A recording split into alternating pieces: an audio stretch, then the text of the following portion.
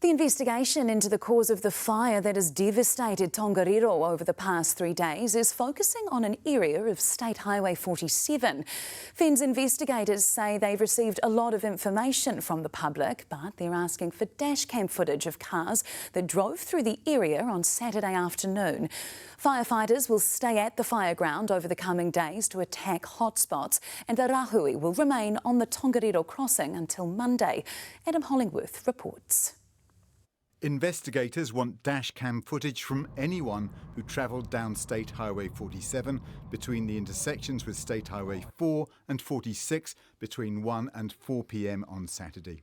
3 days on, there's still concern that almost 3,000 hectares of scrub is no longer alight, but is still smoking and charred. The fire perimeters aren't growing, so therefore you could consider it contained, but we've got to go through a validation process with the ground crews. While you can't see too much sign of fire right now on the surface, it doesn't mean it's not still burning underground. Water has become the firefighters' best friend.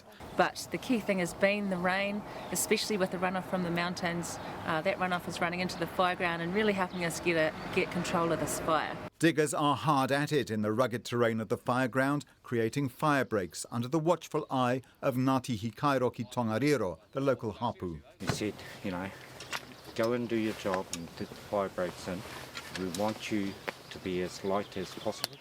But, with a 40-ton digger, he is as tiptoey as least impactful as possible. It makes our hearts hurt. I whakapapa to this maunga as well as being from Fire and Emergency, and a lot of tears were shed the first night for sure.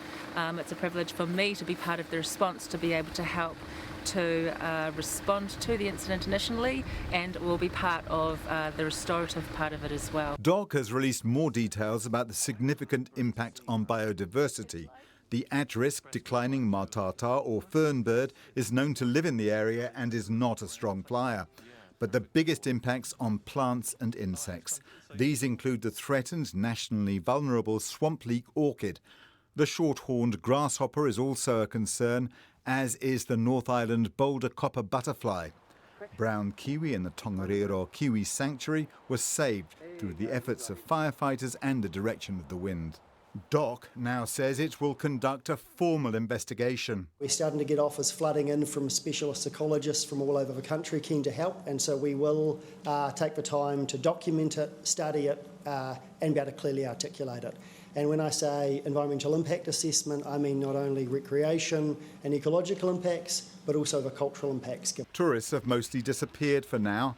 These hikers on the Te Araroa Trail, the one that stretches the length of the country, made it through because they got a police escort. Well, we felt really sorry for all the tourist industry here. Everything was evacuated, so we couldn't get through. Nobody's here.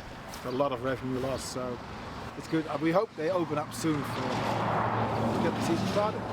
These guys were stopped and told that they may not be able to get through, but we were very lucky that a nice policeman came along.